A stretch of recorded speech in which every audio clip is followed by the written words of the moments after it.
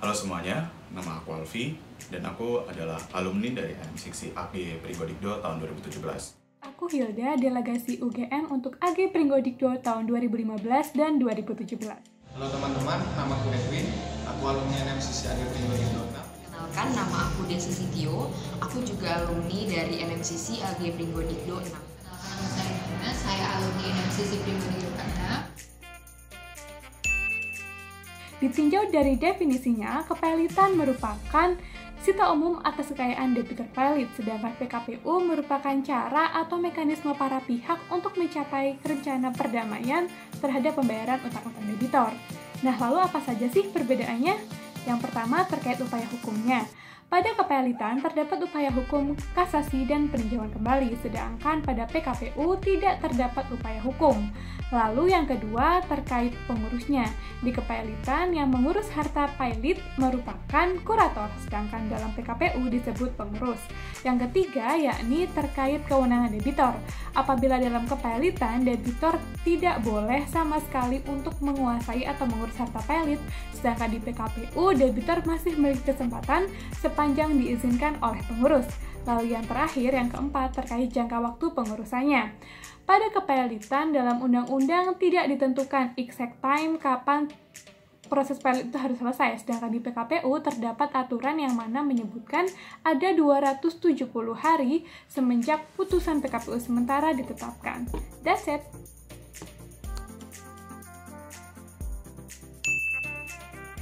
PKPU hanya bisa diajukan oleh advokat yang mewakili kepentingan pemohon.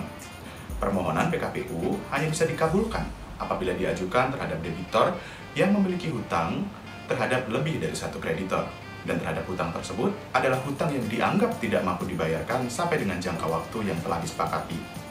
Sehingga diperlukan mekanisme lain yang salah satunya melalui permohonan PKPU dan restrukturisasi hutang.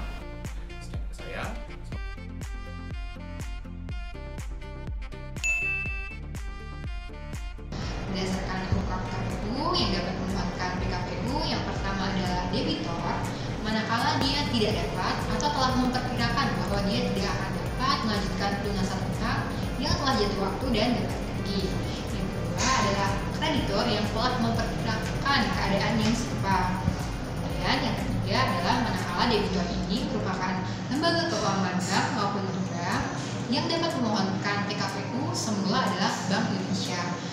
Namun berdasarkan pasal 55 ayat 1 UU OJK dan telah ditegaskan melalui SK MA nomor 19 tahun 2020, maka kewenangan tersebut beralih dari Bank Indonesia ke OJK.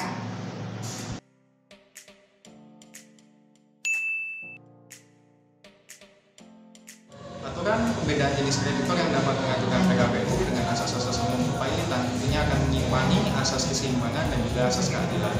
Di mana apabila ada kreditor yang tidak dapat mengajukan permohonan PKPU, dalam hal ini kreditor separatis, tentunya akan menimbulkan halangan pemenuhan hak bagi kreditor separatis untuk menagih hutangnya atau melakukan restrukturisasi dengan debitor.